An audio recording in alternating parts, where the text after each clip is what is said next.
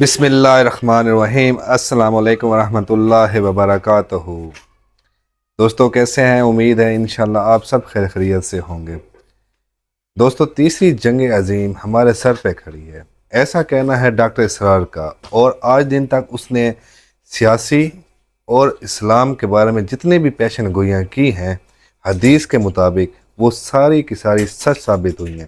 تو آج اس کی جو پیشن گوئی تیسری جنگ عظیم ہے وہ ہم سنتے ہیں۔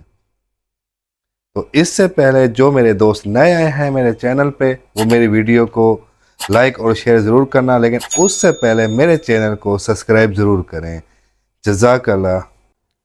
تو سنتے ہیں ڈاکٹر اسرار احمد کی وہ بیان۔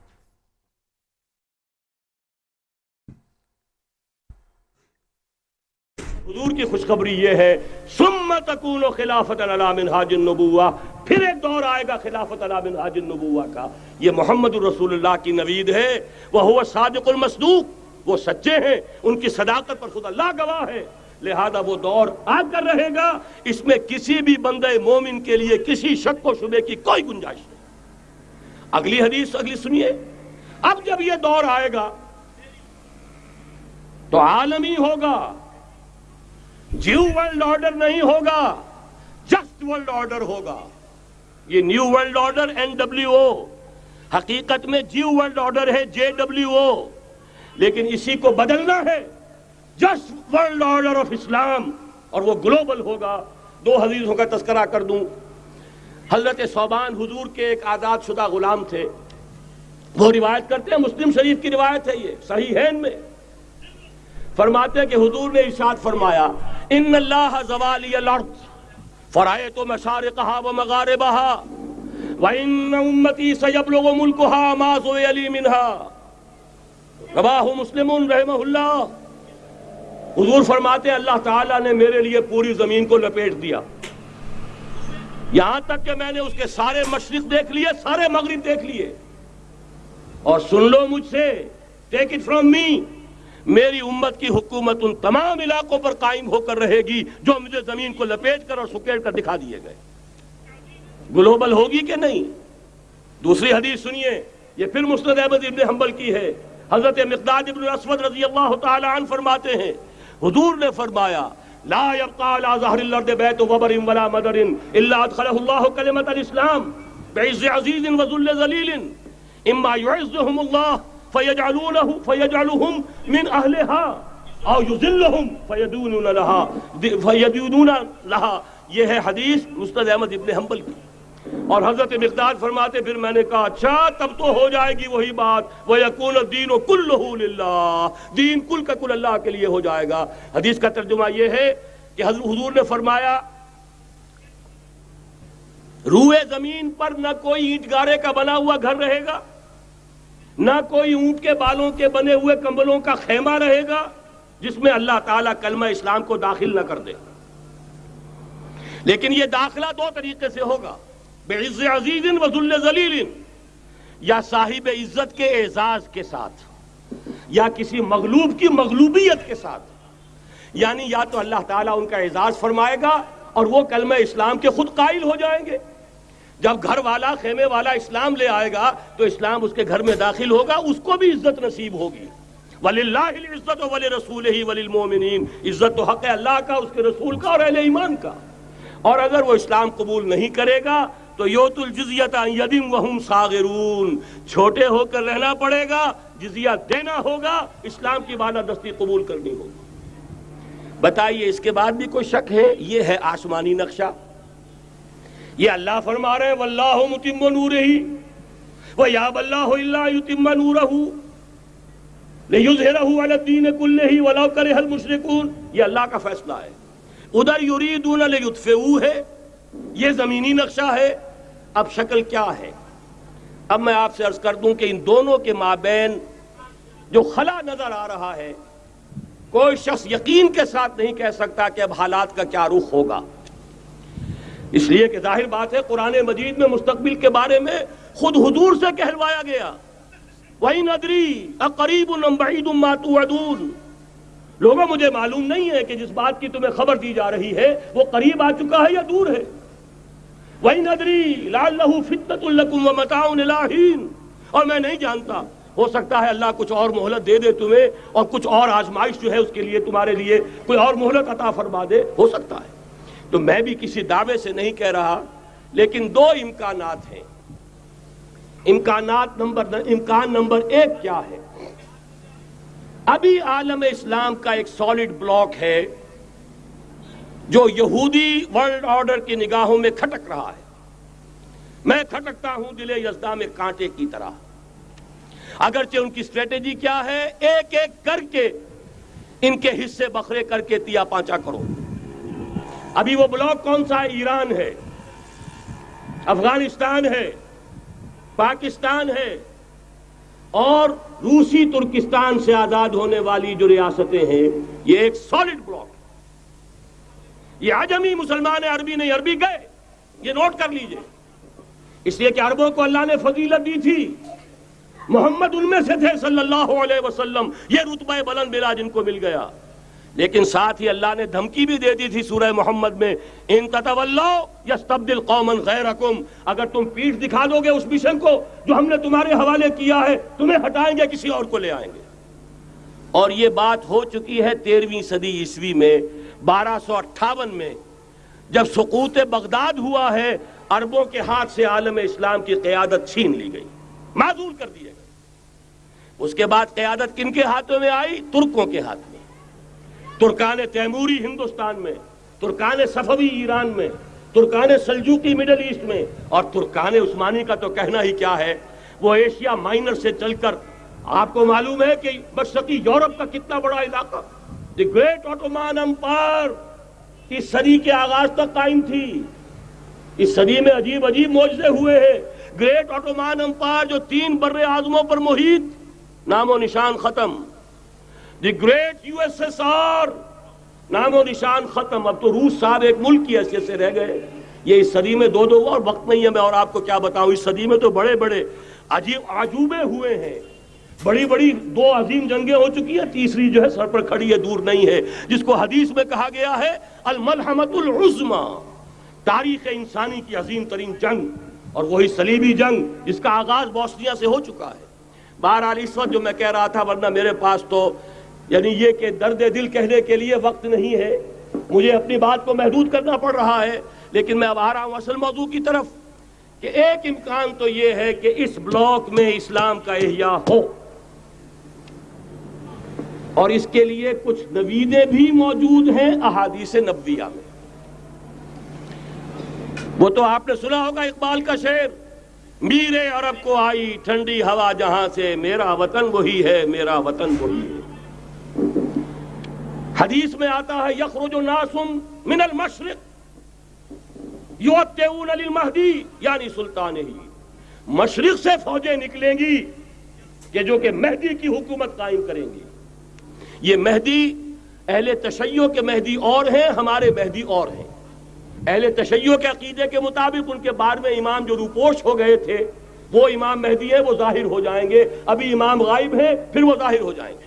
ہمارے نزدیک یہ مہدی پیدا ہوں گے یا ہو چکے ہوں، اور یہ ہوں گے حضرت فاطمہ کی نسل ہی سے رضی اللہ تعالی عنہا، لیکن عالم عرب کے اندر پھر ایک طاقت بن کر ابھریں گے، باطل کی قوتوں کے خلاف جہاد کریں گے، لیکن ان کو مدد آئے گی 2 طرف سے، ایک زمینی مدد آئے گی مشرق سے، ایک آسمانی مدد آئے گی، عیسیٰ ابن مریم کا نزول، حضرت مسیح علیہ السلام جو زندہ آسمان پر اٹھائے گئے تھے نازل ہوں گے، اور در حقیقت ان 2 مددوں کے نتیجے میں پھر یہود کا قلعہ قمع ہوگا، اور یہی گریٹر اسرائیل ان کا گریٹر گریو یارڈ بن کر رہے گا، عظیم تر قبرستان بن کر رہے گا۔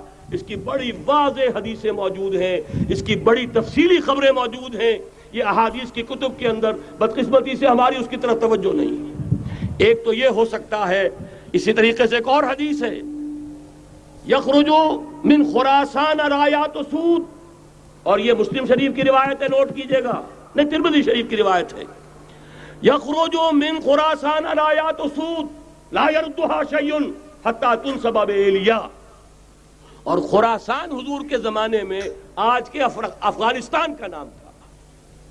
یہ افغانستان میں جو جہاد ہوا ہے غلطیاں ہوئی ہیں اور غلطیوں کا خمیازہ بھگت رہے ہیں. یہ تو اللہ تعالیٰ کی سنت ہے جس میں اللہ نے صحابہ کو بھی ایگزمپٹ نہیں کیا, غلطی کی سزا دی ہے. 35 صحابہ کی غلطی غزوہ احد میں ہوئی, جہاں سے حکم تھا کہ مت ہٹنا, 50 میں سے 35 ہٹ گئے. نتیجہ کیا نکلا؟ فتح شکست میں بدل گئی, 70 صحابہ شہید ہو گئے. اللہ تعالیٰ نے فرمایا وَلَقَدْ صَدَقَكُمُ اللَّهُ وَعْدَهُ إِذْ تَحُسُّونَهُم بِإِذْنِهِ حَتَّىٰ إِذَا فَشِلْتُمْ وَتَنَازَعْتُمْ فِي الْأَمْرِ وَعَصَيْتُم مِّن بَعْدِ مَا أَرَاكُم مَّا تُحِبُّونَ. مسلمانوں, ہم سے گلہ نہیں کر سکتے, ہم نے اپنا وعدہ سچا کر دکھا دیا تھا جبکہ تم انہیں گاجر مولی کی طرح کاٹ رہے تھے, لیکن جب تم ڈھیلے پڑ گئے, تم نے ڈسپلن کو توڑا, تم نے اختلاف کیا, تو سزا دی ہم نے. تو اگر صحابہ کرام رضوان اللہ تعالی علیہ مجمعین خیر الناس بعد الانبیاء, پوری نوع انسانی کے اندر انبیاء کے بعد بلند ترین انسان, اگر ان کی بھی غلطی کا خمیازہ جو ہے اللہ نے چکھایا, کیوں چکھایا؟ ضروری تھا, آئندہ کے لیے سبق ہو جائے. یہ وَلِيُمَحِّصَ مَا فِي قُلُوبِكُمْ, تاکہ تمہارے دلوں کے اندر اگر کہیں کوئی کھوٹ ہے اور پاک کر دیں ہم. اس لیے بہرحال غلطیاں ہوئی ہیں افغانستان میں. ایک امام کے ساتھ بیعت نہیں تھی, بلکہ بدقسمتی اور بڑھ کر یہ ہے بیعت کر کے توڑ دی. عبد الرسول سیاف صاحب کے ہاتھ پر ہمارے پاکستان کے 7 گروپ جو تھے, انہوں نے عین حرم میں بیٹھ کر بیعت کی اور پاکستان آ کر بیعت توڑ دی. سزا اس کی مل رہی ہے, آپس کی خانہ جنگی یوں ہی نہیں ہو رہی, کوئی سبب ہے. لہذا یہ سزا تو ملے گی, لیکن جتنا خون یہاں پر خلوص کے ساتھ دیا گیا ہے اس کی مقدار بھی کم نہیں ہے. یہاں سے خیر برآمد ہوگا. اور دوسری بات اپنے بارے میں نوٹ کر لیجئے, یہ پاکستان, بچا کھچا Pakistan, what remains of Pakistan, یہ اصل میں ہے کیا؟ مولانا بہت خوبصورت انداز میں فرما رہے تھے, یہ 313 نہیں تھے, اسلام تھا. اسی طرح نوٹ کیجئے, پاکستان نہیں ہے, 4 صدیوں کی تجدیدی مساعی کا حاصل ہے.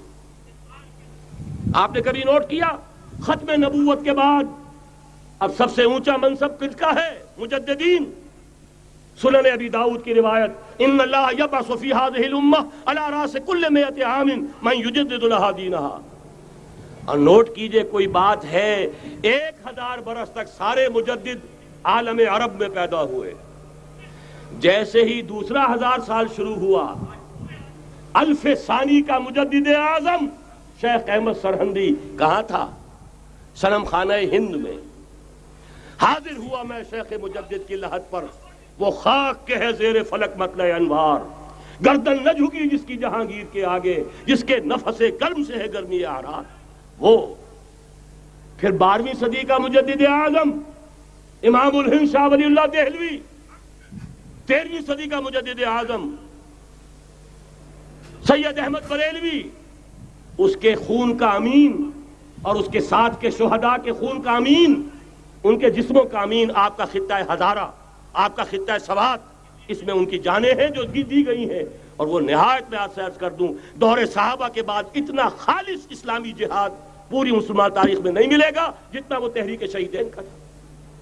14ویں صدی ہجری میں شیخ الہند جیسا مجاہد اعظم کہ انگریز نے گرفتار کر کے قید بھی کیا ہے, تو کہاں ہندوستان میں نہیں, کہاں جزیرہ سائرس, کیا نام تھا, مالٹا, جزیرہ مالٹا بحر روم میں. اقبال کے نفس سے ہے لالے کی آگ تیز, ایسے غزل سرا کو چمن سے نکال دو. کہیں ہندوستان کی کسی جیل میں ہوا تو شاید اس کے نفس کی گرمی ہی سے کوئی حرارت پیدا ہو جائے. اور اسی صدی میں 14ویں صدی ہجری میں اقبال جیسا مفکر, اسی 14ویں صدی ہجری میں مودودی جیسا مصنف, اسی 14ویں صدی ہجری میں مولانا الیاس جیسا مبلغ رحمہم اللہ, عظیم شخصیتیں. آج پورے عالم اسلام میں آپ کو تبلیغی دوست ملیں گے. یہ کہاں سے شروع ہوئی تحریک؟ دہلی کی ایک چھوٹی سی مسجد سے. وہ مسجد بنگلے والی اب تو بڑی عالیشان ہو گئی ہے, جب وہاں شروع ہوا تھا کام بڑی چھوٹی سی مسجد. یہ سارے کام یہاں کیوں ہوئے؟ پورا عالم اسلام آزاد ہوا, کہیں نعرہ اسلام کا نہیں لگا. کہیں عرب قومیت پر، کہیں کسی اور عصبیت پر تحریکیں چلی ہیں، صرف تحریک پاکستان تھی کہ پاکستان کا مطلب کیا؟ لا الہ الا اللہ۔ کوئی سبب ہے کہ یہاں قرارداد مقاصد پاس ہوئی، حاکمیت اللہ کی ہے، کہ اکبر نام لیتا ہے خدا کا اس زمانے میں۔ یہ سارا ماضی سامنے رکھیے اور حضور کی دی ہوئی پیشن گوئیوں کا مستقبل سامنے رکھیے، ان دونوں سے ثابت ہوتا ہے اس خطہ ارضی سے کچھ ہونا ہے۔ اگرچہ بھٹکے ہوئے ہیں لیکن کبھی بھولی ہوئی منزل بھی یاد آتی ہے راہی کو، اور بھٹکے ہوئے آہو کو پھر سوئے حرم لے چل، اس کی ضرورت ہے۔ مسلمان کو پھر اس کا مقصد یاد دلایا جائے۔ پاکستان اس لیے نہیں بنایا گیا تھا کہ ہمارے ہاں ٹاٹے اور برلے نہیں تھے تو ہمارے پاس اس کے بھی باپ وجود میں آ جائیں، اس لیے تو نہیں بنایا گیا تھا۔ پاکستان اس لیے نہیں بنایا گیا تھا کہ جاگیرداروں کی جاگیرداریاں محفوظ ہو جائیں، پاکستان اس لیے تو نہیں بنایا گیا تھا۔ اور یہ کہ نمازیں اور مسجدیں تعمیر ہو جائیں، مسجدیں تو امریکہ میں تعمیر ہو رہی ہیں عالی شان سے عالی شان، اس لیے پاکستان نہیں بنا تھا۔ آج بھی مسلمان، میں معذرت سے عرض کر رہا ہوں مولانا سے، آج بھی بھارتی مسلمان کی ایوریج نمازی ہونے کے اعتبار سے پاکستانی مسلمان سے کہیں بہتر۔ آج بھی برقع نظر آ جائے گا تو ہندوستان میں نظر آ جائے گا۔ میں نے اپنی آنکھوں سے دیکھا چند سال پہلے، جب مکہ مسجد حیدرآباد دکن میں 3 دن مسلسل میری تقریریں ہوئی ہیں، 10,000 مرد اور 5,000 خواتین، اور ان میں سے کوئی بغیر برقعے کے نہیں تھی۔ ایک سیلاب نظر آ رہا تھا برقعوں کا کہ جب جلسہ ختم ہوا ہے رات کے 12 بجے 3 دن تک متواتر۔ یہاں کہاں نظر آئے گا برقع آپ کو؟ یہاں تو جس کے بعد 2 پیسے ہو گئے اس نے سب سے پہلے برقع اتار کے پھینک دیا۔ معلوم اچھی طرح سمجھ لیجئے، یہ چیزیں تو وہاں زیادہ ہیں یہاں کی نسبت۔ اصل ضرورت تھی کہ یہاں اس نظام کو قائم کیا جائے، وہ نظام عدل اجتماعی، وہ جس میں حریت ہو، جس میں عام آدمی بھی خلیفہ وقت کو ٹوک سکے۔ یہ کرتا کیسے بن گیا؟ ایک خاتون بھی کھڑی ہو کر دامن پکڑ لے، عمر تمہیں کیا حق ہے کہ ہمارے مہر کے اوپر پابندی لگا رہے ہو، جبکہ اللہ نے نہیں لگائی۔ اللہ قرآن میں قنطارہ کا لفظ استعمال کر رہا ہے۔ ڈھیروں سونا دے دے کوئی شخص اپنی بیوی کو مہر کے اندر، طلاق دیتے وقت اس میں سے کچھ نہیں لے سکتا۔ آپ کون ہوتے ہیں ہمارے حق کے اوپر پابندی لگانے والے؟ اور عمر نے کہا، آج ایک بڑھیا نے اب عمر کو دین سکھایا، آرڈیننس واپس۔ حضرت سعد بن ابی وقاص رضی اللہ تعالی عنہ جو فاتح ایران تھے، وہ گورنر ایسے ہی نہیں بن گئے تھے ریوڑیاں بٹی ہو اور گورنری مل گئی ہو، وہ تو خود فاتح تھے ایران کے، اس لیے گورنر تھے۔ صرف ایک پرچہ پہنچا ہے بارگاہ خلافت میں، حضرت عمر فاروق کے پاس انفارمیشن آئی، سعد نے اپنے گھر کے باہر ڈیوڑی بنا لی ہے اور ایک دربان کھڑا کر دیا ہے۔ حضرت بلال کو بھیجا ہے رقعہ دے کر، اور یہ حکم تھا کہ بلال پہلے تو جاتے ہی ڈیوڑی میں آگ لگا دینا، پھر یہ رقعہ دینا میرا۔ اور رقعے میں لکھا ہوا تھا، اے سعد، لوگوں کو ان کی ماں نے آزاد جانا تھا، تم نے انہیں اپنا غلام کب سے بنا لیا ہے؟ یہ دربان کھڑے کر دیا اپنے آگے۔ وہ حریت، وہ مساوات کہ جا رہا ہو خلیفہ وقت اور چارج لینے جا رہا ہے بیت المقدس کا، کوئی ذاتی علاج کے لیے نہیں جا رہا، سیر و سیاحت کے لیے نہیں جا رہا، چارج لینے کے لیے بالکل سرکاری وزٹ ہے، آفیشل وزٹ ہے، اسٹیٹ وزٹ ہے۔ اور حال کیا ہے؟ 700 میل کا فاصلہ طے کرنا اور ایک اونٹنی، کوئی انٹوریج نہیں، کوئی خدم و حشم نہیں، کوئی جمبو جٹ بھرے ہوئے نہیں، کچھ نہیں، ایک اونٹنی ایک خادم۔ اس ایک اونٹنی پر چونکہ راستے کا راشن بھی ہے لہذا 2 آدمی نہیں بیٹھ سکتے، ایک بیٹھ سکتا ہے۔ ایک منزل خلیفہ وقت بیٹھا ہوا ہے اوپر اور خادم نکیل پکڑ کر چل رہا ہے، اگلی منزل خادم اوپر بیٹھا ہے اور خلیفہ وقت عمر بن الخطاب رضی اللہ تعالی عنہ اور وہ آگے آگے نکیل پکڑ کر چل رہے ہیں۔ یہ نظام چاہیے آج نوع انسانی کو۔ اس کے انتظار میں، اس کی تلاش میں نوع انسانی نے کتنے تجربے کر لیے، کیسی چھلانگیں لگائیں، ملوکیت ختم کی، آسمان سے گرا کھجور میں اٹکا، جمہوریت آئی نام نہاد، لیکن وہ سرمایہ دارانہ نظام بن کر آگے سے بڑھ کر لعنت بن گئی۔ پہلے جاگیردار مسلط تھا، اب سرمایہ دار اور کارخانے دار مسلط ہو گیا۔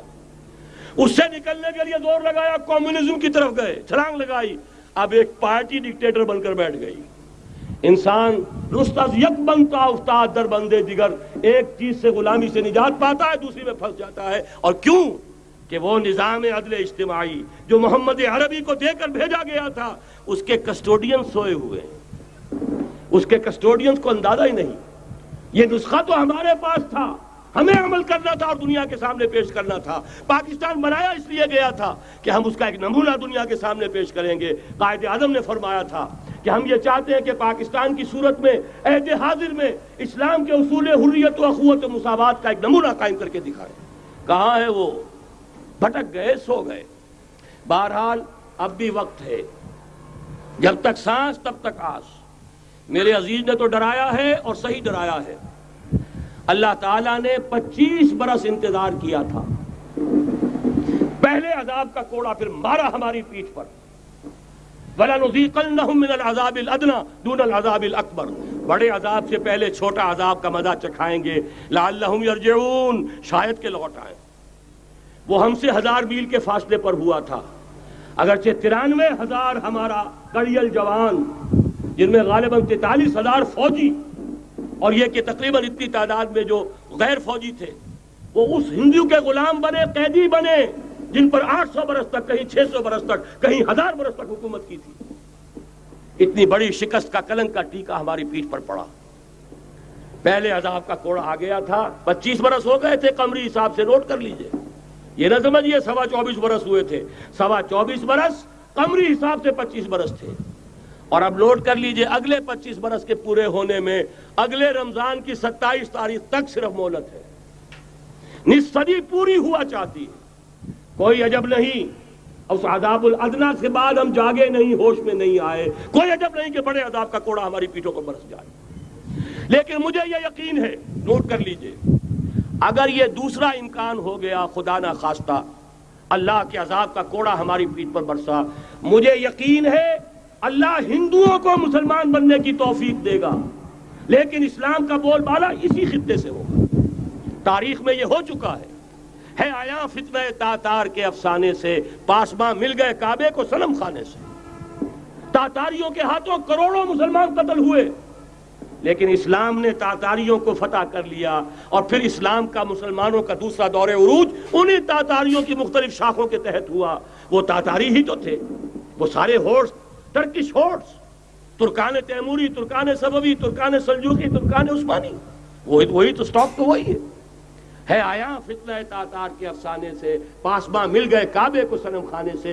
اس لیے کہ حضور نے فرمایا مشرق سے ہوگا، یہاں سے فوجیں چلیں گی، تو کوئی عجب نہیں۔ بہرحال یہ دو امکانات ہیں، لیکن اس کا فیصلہ تیرے ہاتھوں میں ہے، دل یا بدن، سیدھی بات۔ اگر تو اب بھی ہم ٹھیک ہو جائیں، جاگ جائیں، ہوش میں آ جائیں، قوم یونس کی طرح توبہ کر لیں، تو بغیر عذاب کے کوڑے کے رحمت خداوندی ہم پر سایہ کرے گی۔ اگر ہم نہ جاگے تو وہ عذاب کا کوڑا آئے گا۔ یہ نہیں میں کہہ سکتا ان ادری قریب بعید ما توعدون، یہ میں نہیں کہہ سکتا، یقین کے ساتھ جانتا ہوں کہ آئے گا، لیکن یہ کہ اس کے بعد بھی یہیں سے بول بالا ہوگا۔ اگر ہمارے ذریعے نہیں تو ان کے ذریعے سے، جو ہمیں شکست دے کر پھر اسلام قبول کر لیں گے، لیکن کیوں نہ پہلے ہی راستے پر چلنے کی کوشش کریں۔